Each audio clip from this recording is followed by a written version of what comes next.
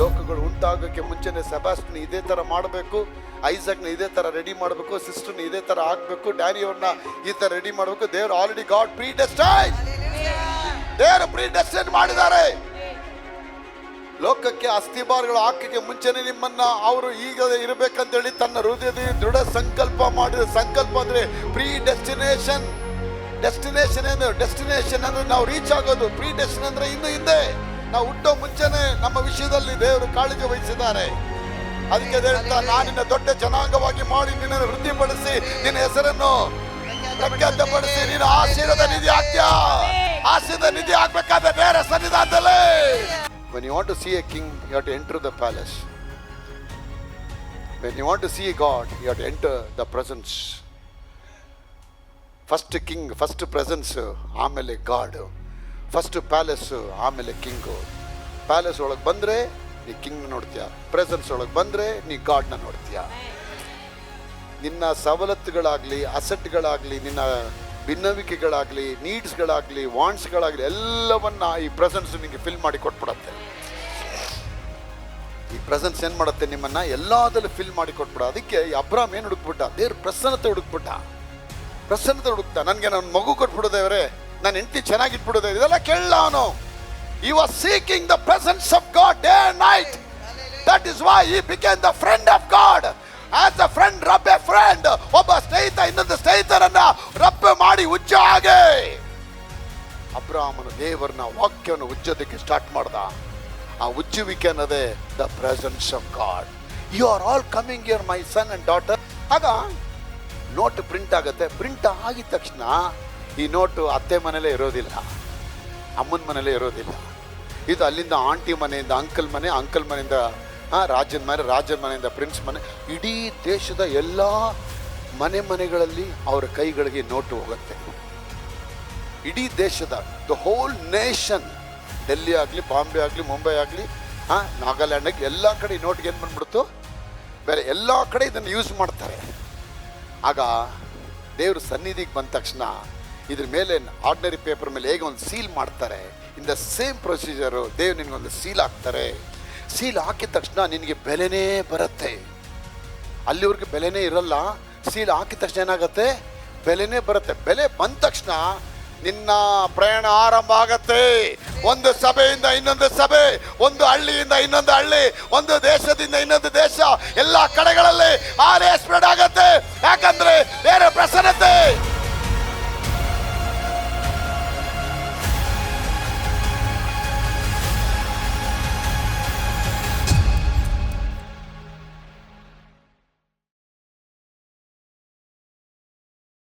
ದೇವರ ಆಶೀರ್ವಾದ ಏನು, ದೇವರ ಆಂಬಿಷನ್ ಏನು, ದೇವರ ಚಿತ್ತ ಏನು, ದೇವರ ಹೃದಯದಲ್ಲಿರುವಂಥ ಉದ್ದೇಶಗಳೇನು. You should know the purpose and the plan and the vision and the elevation of the mind which the Lord has within his your mind, in his heart, even before the foundation of the world.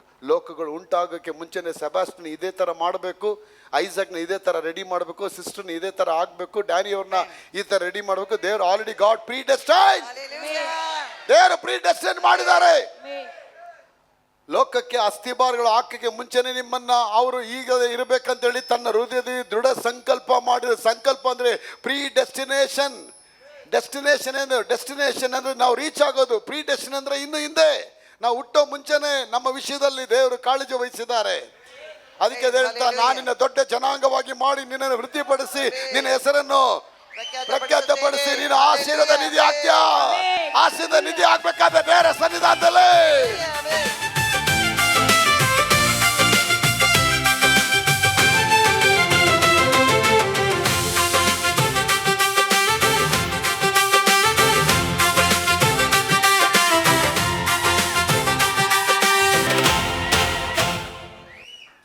Alleluia. ದೇವ್ರ ಹೃದಯದಲ್ಲಿರತಕ್ಕಂಥ ಆಸೆಗಳನ್ನ ನೀವು ತಿಳ್ಕೊಂಡ್ಬಿಡ್ಬೇಕು.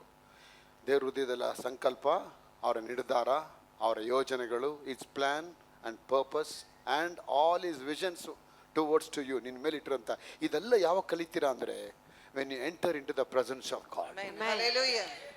ಅಲ್ವಾ? ರಾಜ ನೋಡ್ಬೇಕಾದ್ರೆ ಬೀದಿ ಸಿಗಲ್ಲ, ಕಲಾಸಿ ಪೊಳೆ ಮೇಲೆ ಸಿಗಲ್ಲ ಅವನು, ಅಲ್ವಾ?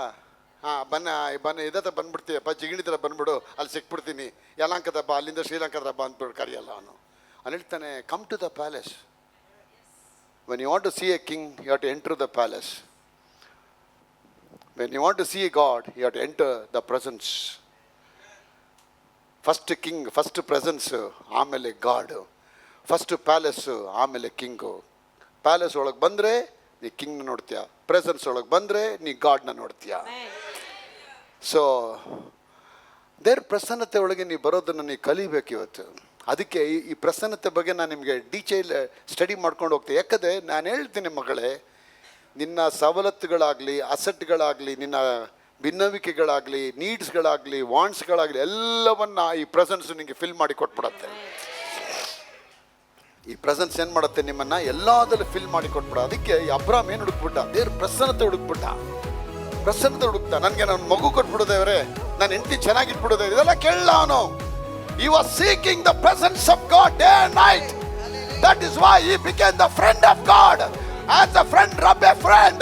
ಒಬ್ಬ ಸ್ನೇಹಿತ ಇನ್ನೊಂದು ಸ್ನೇಹಿತರನ್ನ ರಬ್ಬ ಮಾಡಿ ಉಜ್ಜೋ ಹಾಗೆ ಅಬ್ರಾಮನು ದೇವರನ್ನ ವಾಕ್ಯವನ್ನು ಉಜ್ಜೋದಕ್ಕೆ ಸ್ಟಾರ್ಟ್ ಮಾಡ್ದ. ಆ ಉಜ್ಜುವಿಕೆ ಅನ್ನೋದೇ the presence of God. You are all coming here my son and daughter. ತಾತ, ಅಜ್ಜಿ, ಅಕ್ಕ, ತಮ್ಮ, ಅಣ್ಣ, ತಂಗಿ, ಚಿಕ್ಕ ಮಗಳು, ಪುಟ್ಟ ಮಗಳು, ಸ್ಮಾಲ್ ಬೇಬಿ, ಬಿಗ್ ಬೇಬಿ ಎಲ್ಲ ದೇವ್ರ ಸನ್ನಿಧಾನದಲ್ಲಿ ಬರಬೇಕಾದ್ರೆ ದೇವರ ಆಶೀರ್ವಾದ.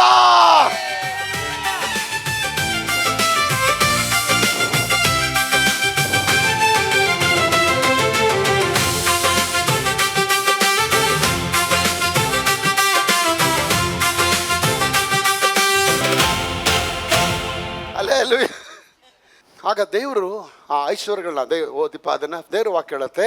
ಎಲ್ಲರೂ ಓದಿ. ದೇವರು ಸಕಲ ವಿಧವಾದ ಅಂದ್ರೇನು? ಅದ್ರಲ್ಲಿ ಏನು ಎರರ್ ಇಲ್ಲ, ಅದ್ರಲ್ಲಿ ಎಲ್ಲ ಕೂಡ ಕಂಪ್ಲೀಟ್ ಆಗಿದೆ. ಅದು ಇಟ್ಸ್ ಎ ಫುಲ್ಲಿ ಪ್ಯಾಕೇಜ್. ಸಕಲ ವಿಧವಾದ ಅಂದ್ರೆ ಎಲ್ಲ ಪ್ಯಾಕ್ ಆಗಿದೆ. ದೇವರು ಸಕಲ ವಿಧವಾದ ಎಲ್ಲ ಐಶ್ವರ್ಯಗಳನ್ನ, ದಾನ ಅಲ್ಲ, ಗ್ರೀಕ್ ವರ್ಡ್ ಓದಿದ್ರೆ ಐಶ್ವರ್ಯಗಳಂತ ಹೇಳುತ್ತೆ. ಎಲ್ಲ ಐಶ್ವರ್ಯಗಳನ್ನ ನಿಮಗೆ ಸ್ವಲ್ಪವಾಗಿ 10% ಆಗಿ, 50% ಆಗಿ, 92% ಆಗಿ, 100% ಆಗಿ ಧಾರಾಳವಾಗಿ ಅನುಗ್ರಹಿಸೋದಕ್ಕೆ ಅವ್ರಿಗೆ ತಾಕತ್ತಿದೆ, ಅವ್ರಿಗೆ ಶಕ್ತಿ ಇದೆ. ಅಷ್ಟು ಶಕ್ತಿ ಅವ್ರಿಗಿದೆ. ಶಕ್ತನಾಗಿ ಇರುವುದರಿಂದ ನಿನ್ನ ದೇವ್ರು ಇಷ್ಟೆಲ್ಲ ಪವರ್ಫುಲ್ ಆಗಿರೋದ್ರಿಂದ ಇವಾಗ ಹೇಳ್ತಾರೆ, ನನ್ನ ಮಕ್ಕಳು ಹೆಂಗಿರಬೇಕು. ದೇವ್ರು ಹಿಂಗೆಲ್ಲ ಇದ್ದಾರೆ, ಫುಲ್ ಇದ್ದಾರೆ, ಶಕ್ತನಾಗಿದ್ದಾರೆ, ಧಾರಾಳವಾಗಿದ್ದಾರೆ, ಅನುಗ್ರಹಿಸೋದಕ್ಕೆ ರೆಡಿಯಾಗಿದ್ದಾರೆ. ಎಲ್ಲವೂ ಸಕಲ ವೇದದಲ್ಲಿ ಅವರು ತುಂಬಿಸಿಟ್ಟಿದ್ದಾರೆ. ಇದೆಲ್ಲ ಅವ್ರು ಇಟ್ಕೊಂಡಿರೋದಕ್ಕಲ್ಲ, ಅವರ ಪ್ರಸನ್ನತೆನ ನಂಬಿ ಬರುವಂಥ ಐಸಾಕ್ ಅವ್ರಿಗೆ, ಜಾನ್ ಅವ್ರಿಗೆ, ಪ್ರಿಯಾ ಅವ್ರಿಗೆ, ವನಿತಾ ಅವ್ರಿಗೆ ಹೇಳ್ತಾರೆ, ನೀವು ಪ್ರತಿ ಶನಿವಾರ, ಪ್ರತಿ ಭಾನುವಾರ, ಯಾವಾಗಲೂ ಎಲ್ಲಾ ವಿಷಯಗಳಲ್ಲಿ ದೇವ್ರ ಟಾಪ್ ಆಗಿದ್ದಾರೆ. ದೇವ್ರ ಮಕ್ಕಳು ಹೆಂಗಿರ್ಬೇಕು, ಎಲ್ಲಾ ವಿಷಯಗಳಲ್ಲಿಯೂ, ಎಲ್ಲಾ ಕಡೆಗಳಲ್ಲಿ ಪರಿಪೂರ್ಣತೆ ಉಳ್ಳವರಾಗಿ ಎಲ್ಲಾ ವಿಧವಾದ ಸಕಲ ಸತ್ಕಾರ್ಯಗಳನ್ನ ಎಲ್ಲ ಕಡೆ ಏರಾಳವಾಗಿ ಮಾಡೋದಕ್ಕಾಗಿ ನಿಮ್ಮನ್ನ ಆತ ಬಯಸಕ್ಕೆ ಇಷ್ಟಪಡ್ತಾರೆ. ಆಗ ನನ್ನ ಮಗಳು ಹೆಂಗಿರ್ಬೇಕು, ಎಲ್ಲೂ ಅವಳಿಗೆ ಲ್ಯಾಕ್ ಇರಬಾರ್ದು, ಕೊರತೆ ಇರಬಾರ್ದು, ಕಣ್ಣೀರು ಇರಬಾರ್ದು, ಯಾವುದು ಅಯ್ಯೋ ಇದಿಲ್ಲ ಅನ್ನಂಗಿರಬಾರ್ದು. ಬ್ರದರ್ ಇವಾಗ ಇದೆಯಲ್ಲ, ಇವಾಗ ಇದೆ ಅಂದರೆ ನೀನು ಇನ್ನೂ ಪ್ರೆಸೆನ್ಸ್ ಒಳಗೆ ಏನು ಬಂದಿಲ್ಲ, ಇನ್ನೂ ಒಳಗೆ ಬಂದಿಲ್ಲ, ನೀನು ಹೊರಗಡೆ ಇದೆಯಾ. ಪ್ರೆಸೆನ್ಸ್ ಒಳಗೆ ಬರಬೇಕು. ಪ್ರೆಸೆನ್ಸ್ ಒಳಗೆ ಬಂದುಬಿಟ್ಟಿದ ತಕ್ಷಣ ಅದೆಲ್ಲ ಕವರ್ ಆಗ್ಬಿಡುತ್ತೆ ನಿಮ್ಮ ಆಶೀರ್ವಾದಗಳು ಅಲ್ವಾ. ಆಗ ಆ ಪ್ರೆಸೆನ್ಸ್ ಒಳಗೆ ಹೆಂಗೆ ಬರಬೇಕು, ದೇವ್ರು ನಿಮ್ಮನ್ನು ಸೀಲ್ ಮಾಡ್ತಾರೆ. ಏನು ಮಾಡ್ತಾರೆ? ಸೀಲ್ ಮಾಡ್ತಾರೆ. ನೋಡಿ, ಇವಾಗ ಇದು 500 ರೂಪಾಯಿ ನೋಟ್. ಇದು ಮತ್ತೆ ಇನ್ನೊಂದು ಸತಿ ಅದಕ್ಕೆ ಬರ್ತೇನೆ, back to the head. Okay, ಇದಲ್ಲೆಲ್ಲ ಈ ನೋಟ್ ಪ್ರಿಂಟ್ ಆಗೋ ಮುಂಚೆ ಸರ್ಕಾರದವ್ರು ಏನು ಮಾಡ್ತಾರೆ, ಈ ಏನು ಸೈಜ್ ಇದೆ ಈ ಸೈಜ್ಗೆ ಪೇಪರ್ ಕಟ್ಟಿಂಗ್ ಆಗತ್ತೆ. ಇದು ಪೇಪರ್ ಕಟ್ಟಿಂಗ್ ಆಗಿ ಕೋಟಿಗಟ್ಟಲೆ ಪೇಪರ್ ಕಟ್ಟಿಂಗ್ ಆಗಿ ವೇರ್ ಹೌಸಲ್ಲಿ, ಸ್ಟೋರ್ ರೂಮಲ್ಲಿ ಅದು ರೆಡಿಯಾಗಿರುತ್ತೆ. ಅದು ಈಗ ರಿಸರ್ವ್ ಬ್ಯಾಂಕ್ ಅವ್ರು ಹೇಳ್ತಾರೆ, ಸರ್ 500 ರೂಪೀಸ್ ನೋಟು ತುಂಬ ಕಮ್ಮಿ ಆಗ್ತಾಯಿದೆ ಸರ್. ಎಷ್ಟು ಪ್ರಿಂಟ್ ಆಗಬೇಕಪ್ಪ ಸರ್? ಅಟ್ಲೀಸ್ಟ್ ಒಂದು 200 ಕೋಟಿ ನೋಟ್ಗಳು ಪ್ರಿಂಟ್ ಆಗಬೇಕು, from this number two this number ಅಂತ ಹೇಳ್ತಾರೆ. ಆವಾಗ ಆ 200 ಕೋಟಿ ಬಂಡಲ್ ಪೇಪರ್ಗಳು ಸ್ಟೋರ್ ರೂಮಿಂದ ಕ್ಲೀನಾಗಿ ಪ್ರಿಂಟಿಂಗ್ ರೂಮ್ಗೆ ಬರುತ್ತೆ. ಸ್ಟೋರ್ ರೂಮಿಂದ ಪೇಪರ್ ರೆಡಿ ಇದೆ. ಈಗ ಸ್ಟೋರ್ ರೂಮಿಂದ ಎಲ್ಲಿ ಬರ್ತಾ ಇದೆ? ವೇರ್ ಹೌಸಿಂದ ಎಲ್ಲಿಗೆ ಬರ್ತಾ ಇದೆ? ಪ್ರಿಂಟಿಂಗ್ ರೂಮ್ ಆಗ ನಾನು ಹೇಳ್ತೇನೆ, ನೀನು ಸಾಧಾರಣವಾದ ಪೇಪರ್ ಆಗಿರ್ತೀಯಾ? ದೇವರ ಸನ್ನಿಧಾನದಲ್ಲಿ ಬಂದಿದ ತಕ್ಷಣ, ದೇವರ ಪ್ರಸನ್ನತೆ ಬಂದಿದ ತಕ್ಷಣ, you are entering in the presence room. ದೇವರ ರೂಮ್ ಒಳಗೆ ನೀವು ಬರ್ತಾ ಇದೆಯಾ? ಯಾವಾಗ ಪ್ರಿಂಟಿಂಗ್ ಸೆಕ್ಷನ್ ಅಲ್ಲಿ ಬಂದು ಅದು ಸರ್ಕಾರದ ಮುದ್ರೆಯೊಂದಿಗೆ ಸೀಲ್ ಆಗಿ ಅದ್ರ ಮೇಲೆ ಪ್ರಿಂಟ್ 500 ಅಂತ ಬಿದ್ದಿದ ತಕ್ಷಣ ನಿನ್ಗೆ 500 ಇಡ್ಲಿ 500 ವಡೆ ಕೊಟ್ಬಿಡ್ತಾರೆ. ಆ ನೋಟಿಗೆ ಏನು ಬಂದ್ಬಿಡ್ತು, ಇವಾಗ ವ್ಯಾಲ್ಯೂ ಬಂದ್ಬಿಡ್ತು. ಅಲ್ಲಿವ್ರಿಗೆ ಹೆಂಗಿತ್ತು, ಅದು ಸಾಧಾರಣವಾದ ಪೇಪರ್ ಆಗಿತ್ತು. ಇವತ್ತು ತುಂಬ ಬಿಲಿವರ್ಗಳು ಸಾಧಾರಣವಾದ ಕೋಟಾ ನೋಟುಗಳಾಗಿದ್ದಾರೆ. ಏನು ನೋಟ್ ಆಗಿದ್ದಾರೆ? ಸಾಧಾರಣವಾದ ನೋಟುಗಳು. ಅದೇ ಏನು ನೋಟ್ ಅದು? ಕೋಟಾ ನೋಟ್ ಅದು ಅಲ್ವಾ? ಇವಾಗ ಇಲ್ಲಿ ಈ ತಲೆ ಹಾಕಿದ್ದೀರಿ, ಇದು ಗಾಂಧೀಜಿಯವರ ತಲೆ. ಇದು ಈ ತಲೆ ತೆಗೆದುಬಿಟ್ಟು ನೀವು ಸೆಬಾಸ್ಟಿನ್ ತಲೆ ಹಾಕ್ಬಿಟ್ಟು ನೀವು ಮಾಲಲ್ಲಿ ಹೋಗ್ಬಿಟ್ಟು ದಯವಿಟ್ಟು ನನಗೆ ಒಂದು ಫ್ರಿಜ್ಜಿಗೆ ಮಿಕ್ಸಿ ಕೊಟ್ಬಿಡಪ್ಪ ಅಂದರೆ ಅವ್ರು ನೋಡ್ತಾರೆ. ನಿನ್ನ ತಲೆ ನೋಡಿದ ತಕ್ಷಣ ಫೋನ್ ಮಾಡಿಬಿಡ್ತಾರೆ ರಿಸರ್ವ್ ಬ್ಯಾಂಕ್ಗೆ, ಯಾರೋ ರಾಂಗ್ ವ್ಯಕ್ತಿ ಬಂದುಬಿಟ್ಟಿದ್ದಾನೆ. ಆಗ ನೋಟ್ ಪ್ರಿಂಟ್ ಆಗುತ್ತೆ. ಪ್ರಿಂಟ್ ಆಗಿದ ತಕ್ಷಣ ಈ ನೋಟು ಅತ್ತೆ ಮನೇಲೇ ಇರೋದಿಲ್ಲ, ಅಮ್ಮನ ಮನೇಲೇ ಇರೋದಿಲ್ಲ. ಇದು ಅಲ್ಲಿಂದ ಆಂಟಿ ಮನೆಯಿಂದ ಅಂಕಲ್ ಮನೆ, ಅಂಕಲ್ ಮನೆಯಿಂದ ರಾಜನ ಮನೆ, ರಾಜನ ಮನೆಯಿಂದ ಪ್ರಿನ್ಸ್ ಮನೆ, ಇಡೀ ದೇಶದ ಎಲ್ಲ ಮನೆಗಳಲ್ಲಿ ಅವರ ಕೈಗಳಿಗೆ ನೋಟು ಹೋಗುತ್ತೆ. ಇಡೀ ದೇಶದ ದ ಹೋಲ್ ನೇಷನ್, ಡೆಲ್ಲಿ ಆಗಲಿ, ಬಾಂಬೆ ಆಗಲಿ, ಮುಂಬೈ ಆಗಲಿ, ನಾಗಾಲ್ಯಾಂಡ್ ಆಗಲಿ, ಎಲ್ಲ ಕಡೆ ಈ ನೋಟ್ಗೆ ಏನು ಬಂದ್ಬಿಡ್ತು, ಬೇರೆ ಎಲ್ಲ ಕಡೆ ಇದನ್ನು ಯೂಸ್ ಮಾಡ್ತಾರೆ. ಆಗ ದೇವ್ರ ಸನ್ನಿಧಿಗೆ ಬಂದ ತಕ್ಷಣ ಇದ್ರ ಮೇಲೆ ಆರ್ಡಿನರಿ ಪೇಪರ್ ಮೇಲೆ ಹೇಗೆ ಒಂದು ಸೀಲ್ ಮಾಡ್ತಾರೆ, ಇನ್ ದ ಸೇಮ್ ಪ್ರೊಸೀಜರು ದೇವ್ರು ನಿನಗೊಂದು ಸೀಲ್ ಹಾಕ್ತಾರೆ. ಸೀಲ್ ಹಾಕಿದ ತಕ್ಷಣ ನಿನಗೆ ಬೆಲೆನೇ ಬರುತ್ತೆ. ಅಲ್ಲಿವ್ರಿಗೆ ಬೆಲೆನೇ ಇರಲ್ಲ, ಸೀಲ್ ಹಾಕಿದ ತಕ್ಷಣ ಏನಾಗುತ್ತೆ, ಬೆಲೆನೇ ಬರುತ್ತೆ. ಬೆಲೆ ಬಂದ ತಕ್ಷಣ ನಿನ್ನ ಪ್ರಯಾಣ ಆರಂಭ ಆಗತ್ತೆ. ಒಂದು ಸಭೆಯಿಂದ ಇನ್ನೊಂದು ಸಭೆ, ಒಂದು ಹಳ್ಳಿಯಿಂದ ಇನ್ನೊಂದು ಹಳ್ಳಿ, ಒಂದು ದೇಶದಿಂದ ಇನ್ನೊಂದು ದೇಶ, ಎಲ್ಲ ಕಡೆಗಳಲ್ಲಿ ಆರೇ ಸ್ಪ್ರೆಡ್ ಆಗತ್ತೆ. ಯಾಕಂದ್ರೆ ಬೇರೆ ಪ್ರಸನ್ನತೆ ಹೇಗಿದೆ.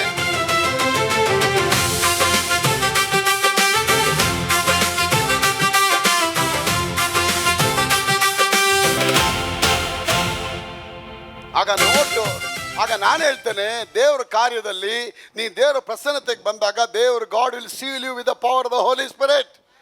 ಆ ಹೋಲಿ ಸ್ಪಿರಿಟ್ ಪವರ್ ಆಗಿದ ತಕ್ಷಣ you all be enable to work on the behalf of God's kingdom. You will be the administration of God, you will be ದ CEO of God, you will carry the DNA of God and you will become a royal ambassador. ನೀನು ದೇವರ ರಾಯಭಾರಿ ಹೋಗ್ತೀಯಾ, ದೇವರ ಸಮಾಧಾನಕ್ಕೆ ಹೋಗ್ತೀಯಾ. Note ಬೆಲೆ ಇರೋದು ಬರೀ ಭಾರತ ದೇಶದಲ್ಲಿ ಮಾತ್ರ. ಇದು ನೀನು ಭಾರತದಿಂದ ತೊಗೊಂಡೋಗಿ ಅಮೆರಿಕಲ್ಲಿ ಕೊಟ್ಟರೆ ಎತ್ತಿ ಹರಿದು ಬಿಡ್ತಾರೆ, ಅದಕ್ಕೆ ಬೆಲೆ ಇಲ್ಲ. ಆದರೆ ಕರ್ತನ ಅಭಿಷೇಕ, ನಿನ್ನ ಪ್ರಸನ್ನತೆ ನಿನ್ನ ಮೇಲೆ ಬಂದ್ಬಿಡ್ತು ಅಂದರೆ ನಾನು ಹೇಳ್ತೇನೆ, ಇಡೀ ಪ್ರಪಂಚಕ್ಕೆ ನೋಡೋ ಹಾಗೆ ಬೇರೆ ಕಾರ್ಯ ಮಾಡೇ. ನನಗಿಂದು ಸಾಕಪ್ಪ,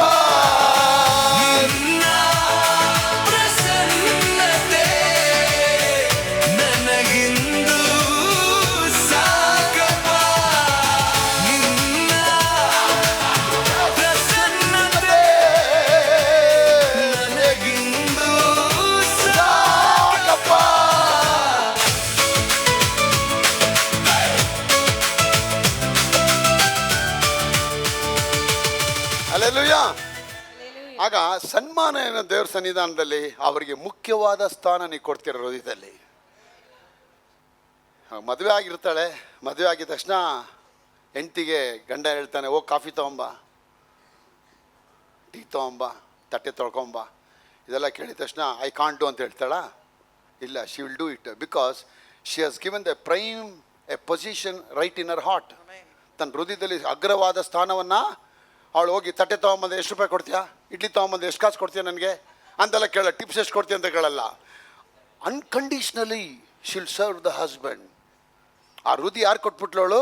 ತನ್ನ ಗಂಡನಿಗೆ ಕೊಟ್ಬಿಟ್ಲು. ಅದೇ ಗಂಡ ಬಂದು ಯಾರೋ ಇನ್ನೊಂದು ನೆಕ್ಸ್ಟ್ ಬಂದಾಗ, ಸಿಸ್ಟರ್ ತುಂಬ ಸೀರೆ ತುಂಬ ಚೆನ್ನಾಗಿದೆ ಅಂದರೆ ಇವಳು ಹೇಳ್ತಾಳೆ, ನಾನು ಸೀರೆ ಹಾಕೊಂಬಂದಿನಿ, ಚಾಪೆ ಹಾಕೊಂಬಂದಿದ್ದೀನ, ನಾನು ಇಷ್ಟು ಚೆನ್ನಾಗಿದ್ದೀನಿ, ನನ್ನ ಬಗ್ಗೆ ನೀ ಹೇಳಿಲ್ಲ, ಅವಳ ಬಗ್ಗೆ ಹೆಂಗೆ ಹೇಳಿದೆ, ವೀಟಿಗೆ ಬಾ ಪಾತಿಕ್ಲ ಅಂತ ಹೇಳ್ತಾನೆ, ಮನೆಗೆ ಬಾ ನೋಡ್ಕೊಳ್ಳೋಣ ಅಂತ ಹೇಳ್ತಾರೆ. ಅಲ್ಲಿ ಕಳಿಸ್ತೀನಿ ಫಿಸಿಯೋಥೆರಪಿ ನಿನಗೆ.